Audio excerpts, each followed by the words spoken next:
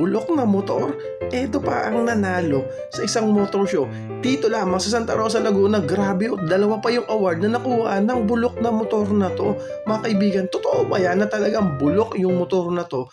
Pero siya pa rin yung nanalo dito sa motor show ni Yamaha. Tignan nyo. Custom bike competition. Motomarket fan, Ma'am Lara. Ito, Coca-Cola custom bike. Ayan, no, di ba?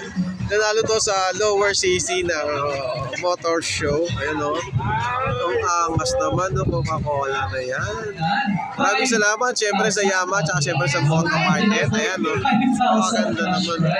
Bigay po yan ng Motor Central, Group of Companies, Bike World Incorporated, Motomarket, and Yamaha Motors Philippines Incorporated. Okay, so ganda. Ang ganda naman talaga, oh. Yan, no. Coca-Cola.